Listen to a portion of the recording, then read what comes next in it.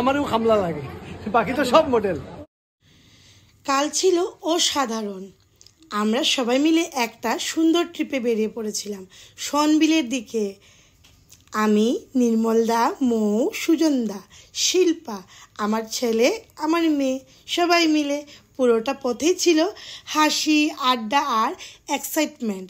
শনবিল পৌঁছানোর পর প্রকৃতির যেই নিঃশব্দ সৌন্দর্য আমাদের চোখে পড়ল, সেটা ভাষায় প্রকাশ করা সত্যি কঠিন, অসাধারণ।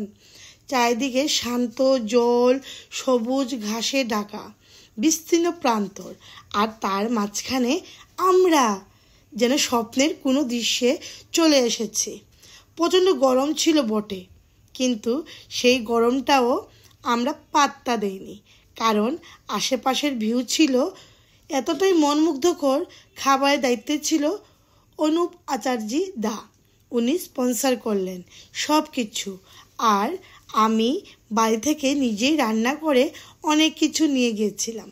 সবাই মিলে বসে খাওয়া, গল্প করা, ছোটাছুটি করা, যেন আমরা আবার ছোটোবেলার কোনো এক নির্ভেজাল আনন্দে ফিরে গিয়েছিলাম।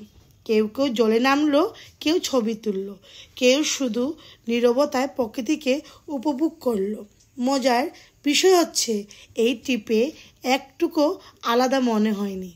সবাই একসাথে এমনভাবে মিশে গিয়েছিলাম যেন বহুদিনের বন্ধুত্ব। সত্যি বলতে শনবিল আমাদের অনেক কিছু দিয়েছে, একটু শান্তি, প্রকৃতির ছোঁয়া আর অনেক অনেক স্মৃতি। এই জায়গায় সৌন্দর্য, এর নির্জনতা, এর স্বাভাবিকতা, এসব কোনো ক্যামেরায় পুরোটা। আমি তো নদীর মধ্যে নামতে পারবো না, সাঁতার জানি না, তাই দেখো আমার সানস টাইম। পাগল নাকি ভিজে গেছো? শহরে পাথরের নগরে, তাই তো আইলাম সাগরে, তাই তো আইলাম সাগরে।